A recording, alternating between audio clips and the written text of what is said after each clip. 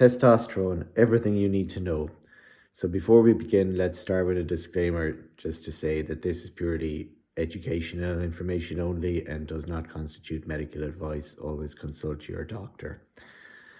So let's get into it. Testosterone obviously is the male hormone and is extremely important in the body in both females and males, but particularly males. So as you'll probably be aware, low testosterone, is a major issue in males of all ages now, not just older males. And you start to see there's a lot more TRT clinics popping up, etc. So it's a real issue, and there's a lot of negatives associated with low testosterone, such as weight gain, depression, higher blood pressure, cardiac issues, just to name but a few, like libido and sex drive, and basically all the male functions as well.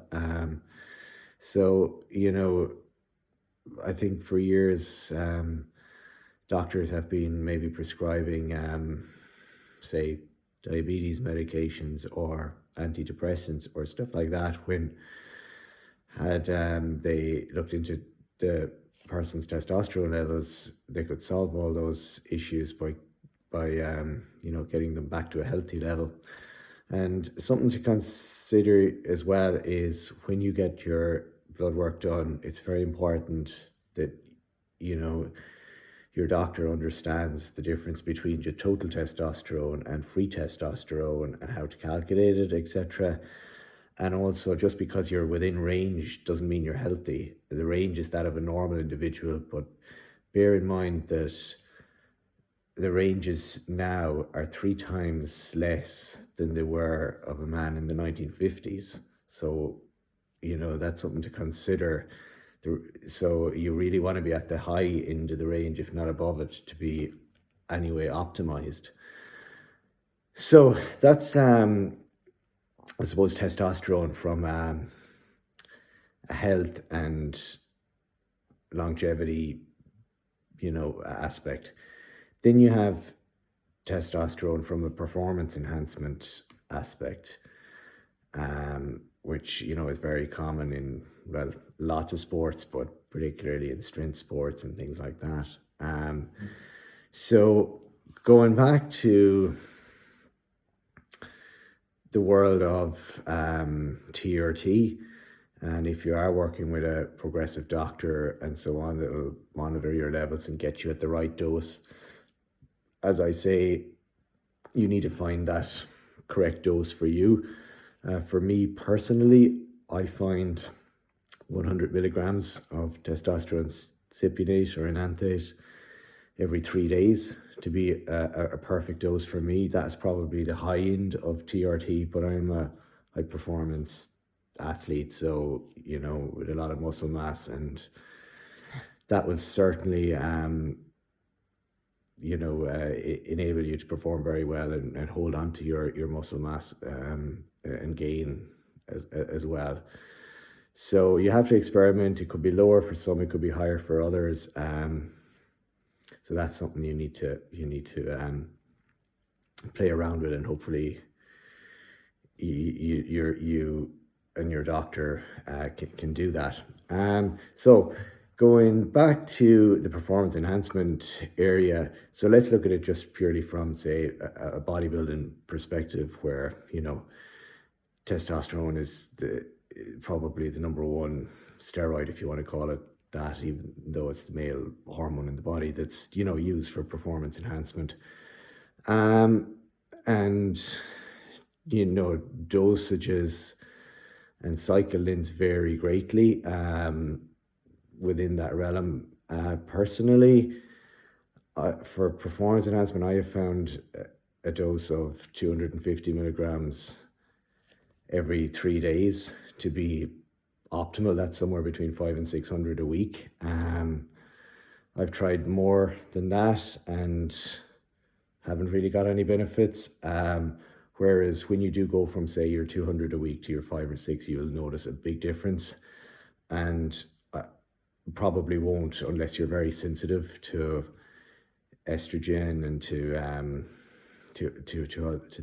other, side effects. You probably won't get any side effects at that dose, and I would much rather somebody add another anabolic agent on top of that than increasing that testosterone dose, if that makes sense. But you can get a long way on just testosterone before you need to add in any other anabolic compounds.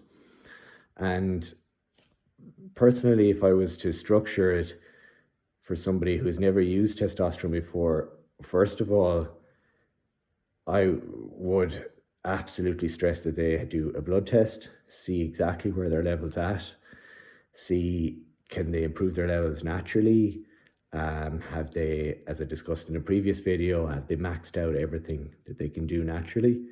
And then if the answer to that is yes, and they do want to consider, taking testosterone, you got to be aware that it's pretty much for life. This thing is cycling on and off, doesn't work. If you take exogenous testosterone, you shut down your own production, and it's going to be way lower when you come off of that testosterone, and will take a long time, no matter whether you use BCT or not, to come back up, and may never come back up to the levels that it was at. So, and each time you do that, it'll come back less and less. So, it's a decision that you need to think about and say, well, right, I'm going to be pretty much probably on TRT for life if I go down this road. And that's particularly for the younger athlete. Most people will probably need TRT anyway by the time they're, well in their 40s or whatever, 50. Anyway, so it's not so much of an issue. But if you are younger, you may be starting it a lot earlier. And it may also impact your fertility, although there are ways around that as well. And you can stimulate that by other means. But, there are important considerations that I think probably aren't discussed enough. So if somebody was going about testosterone, there's a lot of the old information used to be, start with 500 milligrams a week and put an oral with it, like Dianabol or something like that, for a few weeks, a kickstart, and then take that for 12 weeks, the testosterone, and then do your PCT after that and whatever. And, that works, but it could also generate an awful lot of side effects, or it could be a lot to handle for the individual. And it's certainly not, had I my life to live over, as they say, would certainly not advocate that and would not go down that road.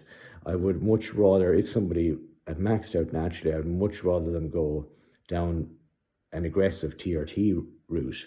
So take your 200, 250 milligrams a week and see how that goes. I guarantee you that's going to be a major jump from being natural.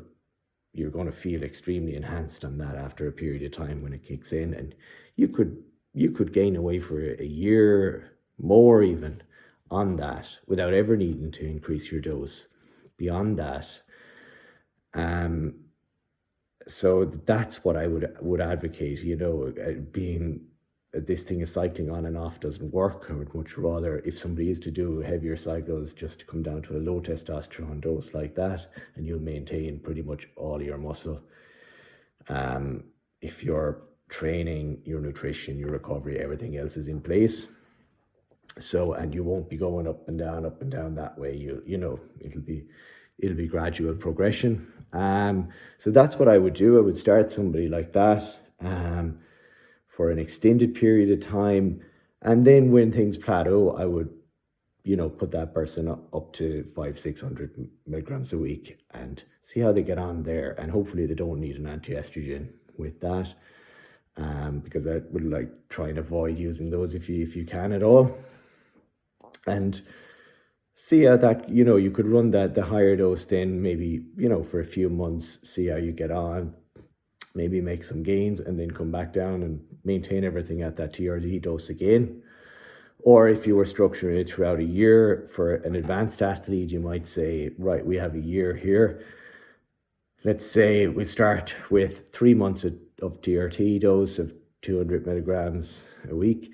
And then for the next 3 months, we'll up that to 600 milligrams a week. We'll do that for 3 months. And then at the next stage, you might say, right, let's keep things moving forward. For the next 3 months, we'll add in another anabolic agent, such as my choice personally would be equipoise, say at a dose of 400 milligrams a week. And you could do that for 3 months. So then you have 3, you have 9 months there of an off season. And let's say then you hit your pre-contest and you can, come in then with your test and your equipoise into the pre-contest and for the first number of weeks, and then maybe change to other compounds. So that's the way I would structure somebody's testosterone use as an advanced athlete throughout a year. So some other points to note, as you see, the dosing, I like to do it every 3 days. That keeps levels very optimal in the body and doesn't get these massive spikes and will prevent a lot of side effects that way. So that's kind of the sweet spot for dosing for enanthate or cypionate esters. So I think I've pretty much covered everything there. If there are any other questions somebody has, just put them in the comments and I'll address them there.